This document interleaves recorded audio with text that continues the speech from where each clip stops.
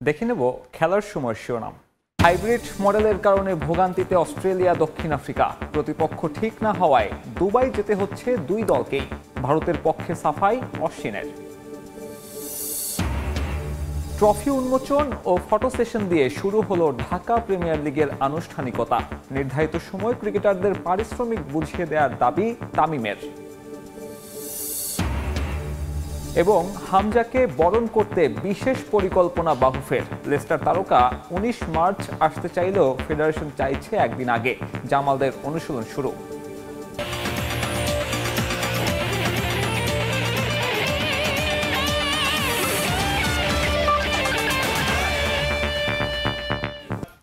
বৃষ্টি শঙ্কায় বিপাকে পাকিস্তানে চ্যাম্পিয়ন্স ট্রফি আয়োজন। টানা বৃষ্টিতে এখন পর্যন্ত বাতিল হয়েছে ৩টি ম্যাচ। আবহাওয়া অধিদপ্তর বলছে সেমিফাইনাল এবং ফাইনাল ঘিরেও রয়েছে ভারী বর্ষণের শঙ্কা। সেক্ষেত্রে ম্যাচ গড়াতে পারে রিজার্ভ ডেতে।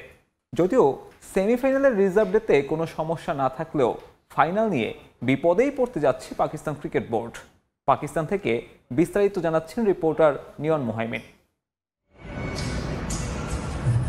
চ্যাম্পিয়ন্স ট্রফির শুরু থেকেই কিছুটা ব্যাকফুটে পাকিস্তান। আয়োজনে নিরাপত্তার বাড়াবাড়ি আর বৃষ্টি বাধায় পদে পদে বিপাকে আয়োজক দেশটি। ৩ ভেন্যুর মধ্যে একমাত্র করাচিতেই কোনো সমস্যা ছাড়া এখন পর্যন্ত ম্যাচ আয়োজন করতে পেরেছে পিসিবি। বাকি 2 ভেন্যু লাহোর আর পিন্ডিতে পড়তে হয়েছে নানাবিধ সমস্যায়।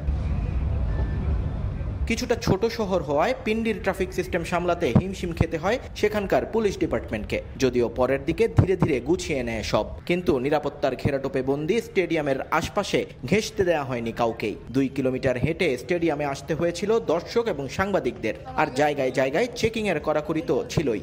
কিন্তু সব আয়োজন ভেস্তে দেয় বেরসিক বৃষ্টি। প্রকৃতির বৈরিতায় 3 ম্যাচের মধ্যে মাত্র একটি ম্যাচ শেষ হতে পেরেছে পিন্ডি স্টেডিয়ামে। অস্ট্রেলিয়া, সাউথ আফ্রিকার পর বাংলাদেশ পাকিস্তান ম্যাচও ভেসে গেছে অঝোর ধারায়। আইসিসি চ্যাম্পিয়ন্স ট্রফির সূচি বলছে পাকিস্তানের সেমিফাইনাল হবে 5ই মার্চ। সেখানে কারা খেলবেন সেটা ঠিক না হলেও লাহোরের সে ম্যাচ আদৌ হবে কিনা তা নিয়ে দেখা দিয়েছে শঙ্কা। কারণ বৃষ্টি যে পিছু ছাড়ছে না লাহোরেও। পিন্ডির তুলনায় তাপমাত্রা অবশ্য ভালো থাকবে লাহোরে, কিন্তু সূর্যের দেখা মিলবে কিনা সেটা বলা যাচ্ছে না একেবারেই। আইসিসি রিজার্ভ ডে রেখেছে এই ম্যাচের জন্য, কিন্তু বৃষ্টির সম্ভাবনা রয়েছে সেদিনও। সেক্ষেত্রে ফাইনালিস্ট নির্ধারণ করতে পুরো 100 ওভার খেলা দেখার সুযোগ সমর্থকরা পাবেন না বলেই মনে হচ্ছে। ভারত যদি সেমিফাইনালে হেরে যায় তাহলে চ্যাম্পিয়ন্স ট্রফির ফাইনাল হবে লাহোরের গদ্দাফি স্টেডিয়ামে। তারিখ একই থাকবে 9 মার্চ। তবে ফোরকাস্ট বলছে দুপুরের পর থেকে অঝোর ধারায় ঝরবে বৃষ্টি। ভেসে যাবে পাকিস্তানের 30 বছরের লালিত স্বপ্ন। রিজার্ভ ডে 10 মার্চ থাকলেও সেদিনের অবস্থা আরও বেগতিক আবহাওয়ার হিসেবে। সকাল থেকেই আছে বৃষ্টির পূর্বাভাস। আর এভাবেই যদি চলতে থাকে আর ভারত ব্যর্থ হয় ফাইনালে উঠতে, তাহলে 2002-এর পর আবারও হয়তো ডুয়েল চ্যাম্পিয়ন পাবে ক্রিকেট বিশ্ব। সেবারও যে এই বৃষ্টিবন্দী হয়েই শিরোপা ভাগাভাগি করেছিল ভারত শ্রীলঙ্কা। নিয়ন মোহাইমিন, সময় সংবাদ, লাহোর, পাকিস্তান।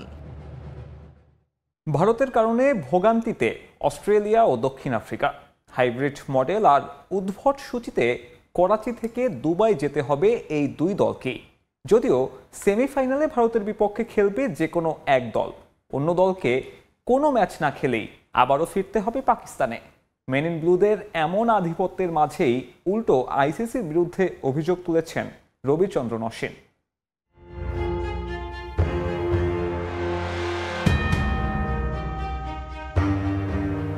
ঠিক কতটুকু প্রভাবশালী হলে একটা বৈশ্বিক আসরে যা ইচ্ছে তাই করা যায়? ভারতের কথা বলছি। চ্যাম্পিয়ন্স ট্রফিতে যাদের দাপটের সামনে অসহায় গোটা ক্রিকেট বিশ্ব। এই টুর্নামেন্টের শুরু থেকেই নিজেদের খামখেয়ালি করে যাচ্ছে ভারত। অংশগ্রহণকারী বাকি 7 দল পাকিস্তানে গেলেও দুবাই থেকেই সব ম্যাচে অংশ নিচ্ছে রোহিত শর্মারা। তাতে হোস্ট না হয়েও বাড়তি সুবিধা পাচ্ছে রোহিত শর্মার দল। তাদের বিপক্ষে খেলতে গিয়ে বাড়তি ভোগান্তিতে অন্য দলগুলো। বাংলাদেশ পাকিস্তানের এই অভিজ্ঞতা হয়েছে। গ্রুপ পর্বে এই সফরের ক্লান্তি বুঝেছে নিউজিল্যান্ডও। তবে সূচি আগে থেকে জানায় এই ধকলটুকু প্রত্যাশিত ছিল। প্রত্যাশিত নয় ভারতের সেমির প্রতিপক্ষের জন্য, কারণ গ্রুপ পর্বে ভারত নিউজিল্যান্ড ম্যাচ শেষ দিনে হওয়ায় এখনও চূড়ান্ত নয় কারা মুখোমুখি হবে মেন ইন ব্লুদের।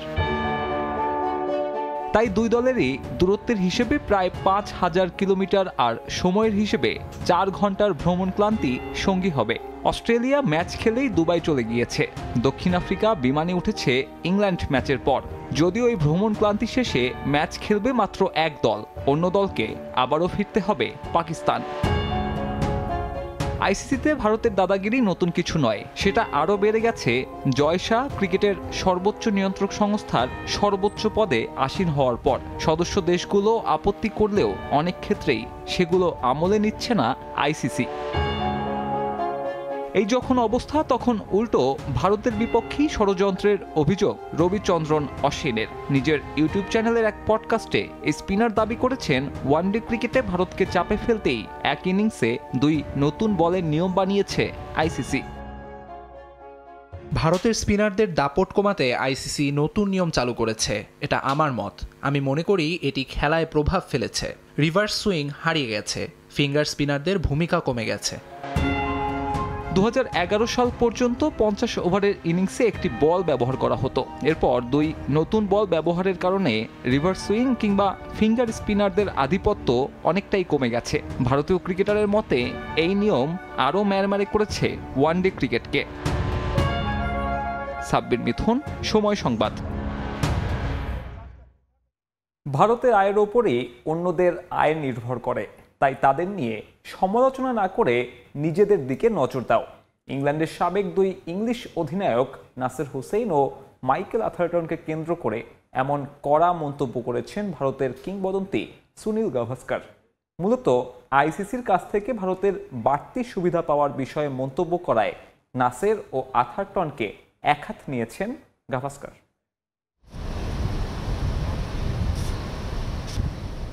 যে কোনো আইসিসি ইভেন্টে ক্রিকেটের সর্বোচ্চ নিয়ন্ত্রক সংস্থার কাছ থেকে বাড়তি সুবিধা পাওয়া যেন রীতিতে পরিণত হয়েছে ভারতের। এই যেমন এক চ্যাম্পিয়ন্স ট্রফিতে কতভাবেই না আইসিসির আশীর্বাদের হাত পড়েছে তাদের মাথায়। পাকিস্তানে খেলতে যাওয়া নিয়ে গড়িমসি, ক্যাপ্টেন্স মিট আপে না যাওয়া সহ কত নাটকই না করলো মেন ইন ব্লু, আর সেসব কিছু অকপটে মেনেও নেয় আইসিসি। শেষ পর্যন্ত ভারতের চাওয়া অনুযায়ী হলো সবকিছু। টুর্নামেন্ট হাইব্রিড মডেলে মাঠে গড়ানো সহ প্রথম ম্যাচের আগে মূল মাঠে অনুশীলনের সুযোগও পেয়েছে ভারত। তাদের ইশারায় যেন নড়ে আইসিসির ইট কাঠো। ভারতকে এসব বাড়তি সুবিধা দেয়া নিয়ে পুরো ক্রিকেট দুনিয়ায় তোলপাড়। সমালোচনার মুখে পড়েও আইসিসি সবই নীরবে মেনে নেয়। মুখে একেবারে কুলু পেটে থাকাই যেন তাদের কাজ। হাজারো সমালোচনার মুখেও ক্রিকেটের সর্বোচ্চ নিয়ন্ত্রক সংস্থার এমন দ্বিমুখী নীতিতে নড়চড় হয় না এক চুলো। সম্প্রতি ভারতকে চ্যাম্পিয়ন্স ট্রফিতে বাড়তি সুবিধা দেওয়ার অভিযোগে কড়া সমালোচনা করেন সাবেক 2 ইংলিশ অধিনায়ক নাসের হুসাইন ও মাইকেল আথারটন। তবে এমন আলোচনায় বিরক্ত ভারতীয় কিংবদন্তি সুনীল গাভাস্কার। ভারতকে নিয়ে কড়া সমালোচনার মাঝে উল্টো সমালোচকদেরই একহাত নিলেন সুনীল। অন্যদের নিয়ে না ভেবে নিজেদের দলের দিকে নজর দিতে বললেন তিনি। মূলত নাসের হুসাইন ও আথারটনকে উদ্দেশ্য করে কড়া মন্তব্য করেন এই ভারতীয় কিংবদন্তি। আমার মনে হয় সবাই জ্ঞানী ও অভিজ্ঞ। আপনাদের কাছে আমার প্রশ্ন, আপনাদের দল কেন সেমিফাইনালে উঠতে পারলো না? ভারতের দিকে মনোযোগ না দিয়ে আপনারা নিজেদের দিকে তাকান। আপনাদের ফলাফল নিয়ে ভাবতে হবে, আপনাদের দেশ নিয়ে ভাবতে হবে, যে দলের জন্য খেলছেন তাদের নিয়ে ভাবতে হবে। যদি দেশের জন্য খেলেন তাহলে দায়িত্বটা আরো বড়। সবসময় দেখি তারা আফসোস করে ভারত এটা করেছে, ভারত ওটা করেছে। আমাদের এসবে মনোযোগ দেওয়ার সময় নেই। আরো ভালো বিষয় আছে যেগুলো নিয়ে ভাবতে চাই। শুধু দল নিয়ে খোঁচা দিয়ে ক্ষান্ত হননি গাভাস্কার, অর্থের দম্ভও করেছেন। আইসিসির আয়ের বড় অংশে ভারতের অবদান স্পষ্ট। অন্য দলগুলোর বেতনের বড় একটা অংশ নাকি ভারতের উপরে নির্ভর করে বলে কটূক্তি করেন গাভাস্কার। আন্তর্জাতিক ক্রিকেটে ভারত মান, আয়, প্রতিভায় সবার চেয়ে এগিয়ে। বিশেষ করে অর্থ আয়ের দিক থেকে ভারত কোন জায়গায় আছে সেটা তারা বুঝতে পারে না। টেলিভিশনের সম্প্রচার সত্ত্ব ও মিডিয়া থেকে প্রাপ্ত আয়ের মাধ্যমে বৈশ্বিক ক্রিকেটে ভারতের অবদান অনেক বড়। তাদের বুঝতে হবে বিশ্ব ক্রিকেটে ভারতের যে অবদান সেটার উপর তাদের বেতন নির্ভর করে। ভারত দল ফাইনাল খেলবে বলেও প্রত্যাশার কথা জানান সুনীল গাভাস্কার। তাজিন খন্দকার, সময় সংবাদ। চ্যাম্পিয়ন্স ট্রফি থেকে বিদায়ের কারণ অনুসন্ধানে বিশেষ বৈঠক করেছে পাকিস্তান ক্রিকেট বোর্ড। সকালে লাহোরের ন্যাশনাল ক্রিকেট একাডেমিতে হয়ে যাওয়া বৈঠকে ছিলেন বাবর আজম, সাকলাইন মুশতাক, ওয়াহাব রিয়াজরা। সভাপতিত্ব করেছেন পিসিবি চেয়ারম্যান মহসিন নাকভি। এ সময় বর্তমান এবং সাবেক ক্রিকেটারদের কাছে এমন হারের কারণ জানতে চেয়েছেন পিসিবি বস। আয়োজক হয়েও এমন ভরাডুবির পর দেশ জুড়ে সমালোচনায় মুখর ক্রিকেট সংশ্লিষ্টরা। বাংলাদেশ আর পাকিস্তান এবারের চ্যাম্পিয়ন্স ট্রফিতে বেজায় মিল এই দু দলের। কেউই জিততে পারেনি তাদের কোনো ম্যাচ, হেরেছেও ঠিক একই প্রতিপক্ষের বিপক্ষে। নিজেদের ম্যাচটা বৃষ্টিতে ভেসে না গেলে হয়তো বোঝা যেত এবারের আসরে কে ঠিক কতটা খারাপ খেলেছে। দুর্ভাগ্য হলো না সেটা। তবে মিলের কোনো কমতি নেই দু দলের মধ্যে। শুধু ক্রিকেটার নয়, দুই বোর্ডের মাঝেও দারুণ মিল। এই যেমন চ্যাম্পিয়ন্স ট্রফির হারের পোস্টমর্টেম করতে ইতোমধ্যে একটা বিশেষ মিটিং ডেকেছেন বিসিবি প্রেসিডেন্ট ফারুক আহমেদ। সোমবারের সে বৈঠকে বোর্ড পরিচালকদের নিয়ে ব্যর্থতার কারণ খুঁজবেন তিনি। হেড কোচ, স্পিন কোচ, সহকারী কোচদের ভবিষ্যৎ চুক্তিও ঠিকঠাক হওয়ার কথা সেখানে। কিন্তু বাংলাদেশের আগেই সে মিটিং করে ফেলেছে পাকিস্তান ক্রিকেট বোর্ড। বৃষ্টির ফাঁকে এক ছটাক রোদের দেখা মিলতেই ক্রিকেটার, নির্বাচক, কোচ সবাইকে ডেকে পাঠান মহসিন নাকভি। লাহোরের ন্যাশনাল ক্রিকেট একাডেমিতে বসেন চ্যাম্পিয়ন্স ট্রফির ব্যর্থতার কারণ খুঁজতে। সঙ্গে ছিলেন বাবর আজম, ওয়াহাব রিয়াজ, সাকলাইন মুস্তাক সহ আরও অনেকেই। জানা গেছে বৈঠকে বাবরের কাছে তার ব্যাটিং, দলের নাজুক পারফরমেন্সের ব্যাখ্যা চেয়েছেন পিসিবি বস। দল নির্বাচনে কোথায় ঘাটতি ছিল তা জানতে ডাকা হয় ওয়াহাব রিয়াজকে, আর সাকলাইন মুস্তাক দিয়েছেন উত্তরণের উপায়। পিসিবি বা বিসিবি দুই বোর্ডের জন্যই এ ধরনের বৈঠক নতুন কোনো বিষয় নয়। একটা করে আইসিসির ইভেন্ট যায় আর তারা মিটিং করেন হারের কারণ খুঁজতে। তদন্ত শেষ না হতেই শুরু হয়ে যায় আরও একটা ইভেন্ট। তখন সব কিছু ভুলে যান সবাই। এরপর আবারও বসে বৈঠক, শুধু দেখা যায় না কোনো ফলাফল। নিয়ন মোহাইমিন, সময় সংবাদ, লাহোর, পাকিস্তান। উপমহাদেশের দ্বিতীয় পুরনো টেস্ট ভেন্যু লাহোরের জিমখানা ক্লাব। 1878 সালে নির্মাণ করা হয়েছিল এই ক্লাবটি। পরে 1906 সালে এর নামকরণ করা হয় লাহোর জিমখানা। 117 একর জায়গার ওপর দাঁড়িয়ে আছে ক্লাবটি। ক্রিকেট ছাড়াও যেখানে আছে golf course, tennis court, squash, billiard, swimming facilities. শুধু কি তাই, কালের সাক্ষী হয়ে আছে জিমখানার ক্রিকেট মিউজিয়াম, প্যাভিলিয়ন আর 1 লক্ষ বই সংবলিত এক লাইব্রেরি।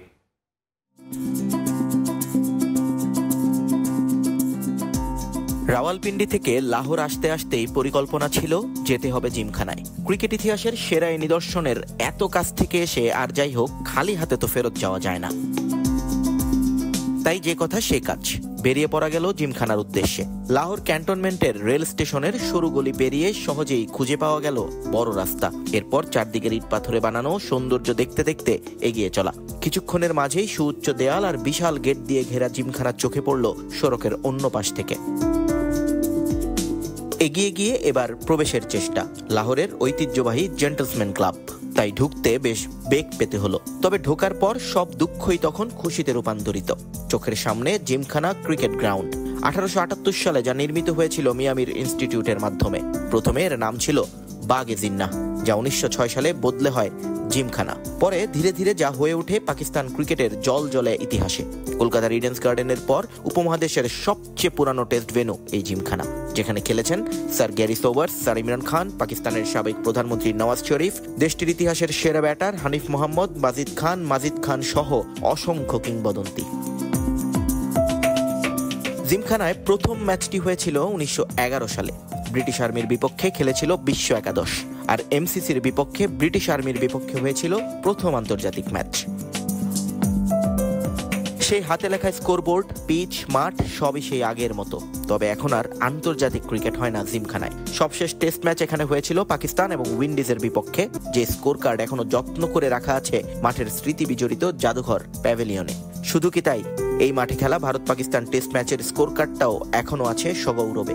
আছে 1936 সালে অস্ট্রেলিয়াকে হারানো ভারত দলের বিজয়ী ক্রিকেটারদের ছবি। আছে ভারত পাকিস্তান সহ বিভিন্ন ক্রিকেট নেশনসের পতাকা।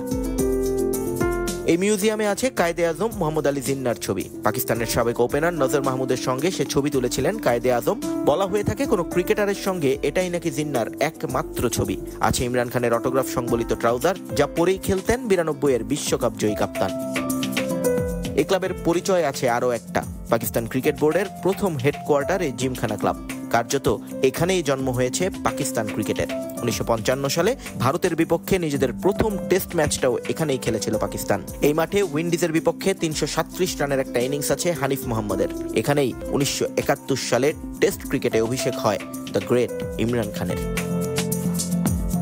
এই ক্লাব গ্রাউন্ডে খেলবার পর একে লর্ডসের সঙ্গে তুলনা করেছিলেন ইংলিশ ব্যাটার অ্যালান ল্যাম্ব, আর গ্রেগ চ্যাপেল বলেছিলেন তার চোখে দেখা সবচেয়ে সুন্দর ক্রিকেট ক্লাব জিমখানা। তবে কালের বিবর্তনে এখন আর টেস্ট ক্রিকেট হয় না জিমখানায়। পাকিস্তানি এলিট শ্রেণীর আড্ডা দেওয়ার এবং অবসর কাটানোর ক্লাব হিসেবেই তা এখন বেশি পরিচিত পাকিস্তানিদের কাছে। নিয়ন মোহাইমিন, সময় সংবাদ, লাহোর, পাকিস্তান। ট্রফি উন্মোচন ও ক্যাপ্টেন্স ফটো সেশন দিয়ে শুরু হলো ঢাকা প্রিমিয়ার লিগের আনুষ্ঠানিকতা। এবারের আসরে কমেছে ক্রিকেটারদের পারিশ্রমিক। সেই কম পারিশ্রমিক যেন নির্ধারিত সময় ক্রিকেটাররা বুঝে পান, সেই দাবি জানিয়েছেন মোহামেডানের অধিনায়ক তামিম ইকবাল। সব ম্যাচ ব্রডকাস্ট হওয়ায় প্রথমবারের মতো যুক্ত হচ্ছে থার্ড আম্পায়ার সুবিধা। আয়োজন নিয়ে উচ্ছ্বসিত ক্রিকেটাররাও। ঢাকা প্রিমিয়ার লিগের 12 দলের অধিনায়ক নিয়ে ফটো সেশন ও ট্রফি উন্মোচন।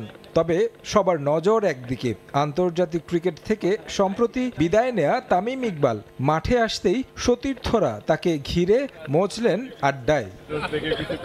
চ্যাম্পিয়ন্স ট্রফির ব্যর্থ মিশন শেষে দেশে ফিরেছেন জাতীয় দলের ক্রিকেটাররা, তবে স্কোয়াডের কেউই এদিন আসেননি মাঠে। তাই সাবেক অধিনায়ককে নিয়েই সব আলোচনা। নতুন বোর্ডের প্রথম প্রিমিয়ার লিগ আয়োজনে কোনো কমতি রাখছে না বিসিবি। শুরু থেকে টিভি ও ডিজিটাল প্ল্যাটফর্মে ব্রডকাস্ট করা হবে টুর্নামেন্টের সব ম্যাচ। আন্তর্জাতিক সিরিজের মতোই হলো ট্রফি উন্মোচন।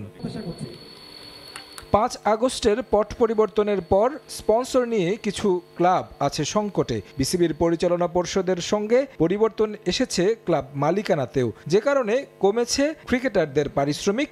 ডিপিএলে পুরো পারিশ্রমিক না দেওয়ার অভিযোগ পুরনো। এমন পরিস্থিতিতে ক্রিকেটাররা যেন পূর্ণ পারিশ্রমিক পান, সেই দাবি জানালেন তামিম ইকবাল। বিপিএল বলেন, প্রিমিয়ার লিগ বলেন, প্লেয়াররা হ্যাজ সাফার্ড ফাইন্যান্সিয়ালি আ লট। যে কমিটমেন্টস গুলা ক্লাবগুলা করেছে, এই ক্লাবগুলোর প্রত্যেকটা টাকা যেরকম প্রত্যেকটা প্লেয়ার পাক, that is the top priority for me, and then obviously ক্রিকেটটা ভালো হোক। বিপিএল এর আম্পায়ারিং প্রশংসা কুড়িয়েছে। এছাড়া ঘরোয়া টুর্নামেন্টগুলোতেও ভালো আম্পায়ারিং হচ্ছে বেশ কয়েক মৌসুম ধরে। ডিপিএলেও তেমনটা দেখা যাবে আশ্বাস সিসিডিএম এর। এবার ফারুক আহমেদের বোর্ড সবচেয়ে বড় পরিবর্তন যেটা এনেছে তা হলো থার্ড আম্পায়ার রাখা। যেহেতু টিভি প্রোডাকশন হচ্ছে, আমাদের ডে 1 থেকে অ্যাকচুয়ালি আম্পায়ার্স কল রিভিউ একটা প্রভিশন রাখা হয়েছে। তো সবগুলো ম্যাচই টেলিভাইজড হবে এবং থার্ড আম্পায়ারিং অ্যাডিশনালি অ্যাড হয়েছে। তো এটা আমার মনে হয় খুব ভালো একটা সংযোজন। আমাদের চ্যাম্পিয়নশিপেরও নাম গাজী গ্রুপের আছে, আশা করি এই নামটা বজায় রাখার চেষ্টা করব। চ্যালেঞ্জিং এটা টুর্নামেন্ট, আমাদের বিপিএলটা হবে এবার, পেমেন্ট ইস্যু নিয়ে অনেক ইস্যু নিয়ে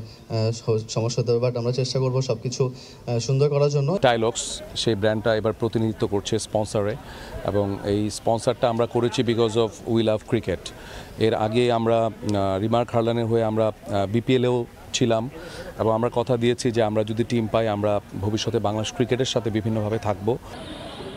স্পন্সর এবং সংশ্লিষ্টরা আশাবাদী জমজমাট লড়াই দেখার। তারেক হাসান শিমুল, সময় সংবাদ, ঢাকা। এবারে ফুটবল।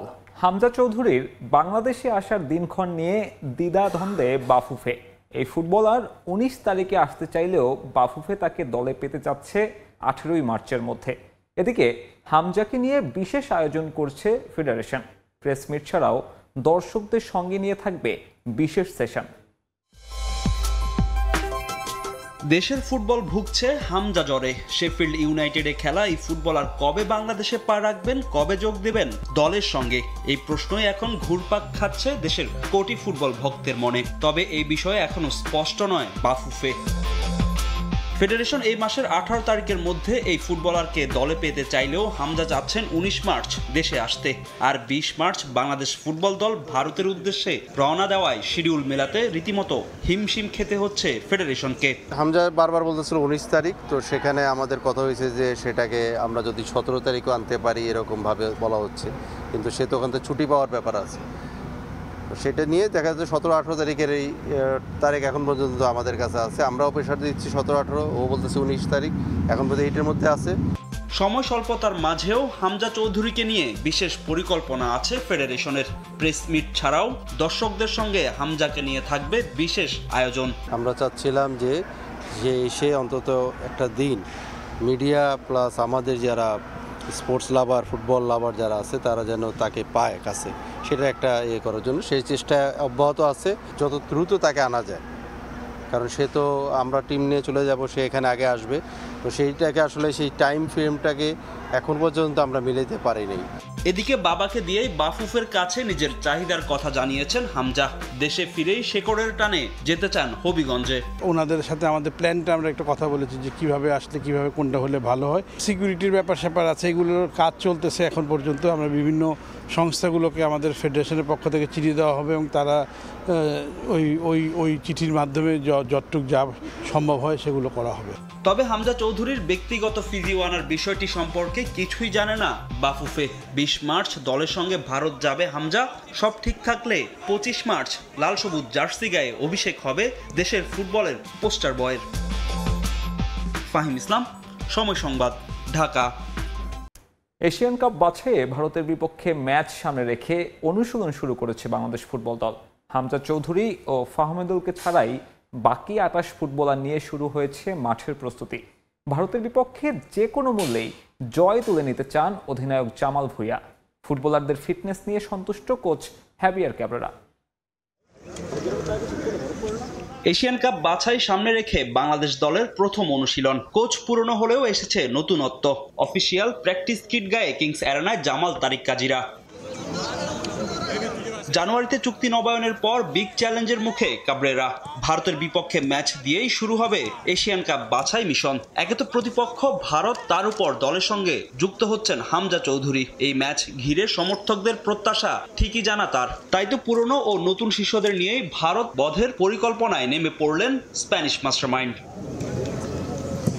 হামজা ফাহমেদুল ছাড়াই আপাতত 28 ফুটবলার নিয়ে চলছে মাঠের প্রস্তুতি। লম্বা সময় পর ইনজুরি কাটিয়ে ফিরেছেন তারিক কাজী। দলে আছেন পিয়াস নোভা ও আলামিনদের মতো তরুণরাও। দীর্ঘদিন খেলার মধ্যে না থাকা অধিনায়ক জামালের ফিটনেস নিয়ে যে শঙ্কা ছিল তাও উড়িয়ে দিয়েছেন কোচ। আলামিনের অন্তর্ভুক্তিতে কাটাবে দলের গোল স্কোরিং সমস্যা।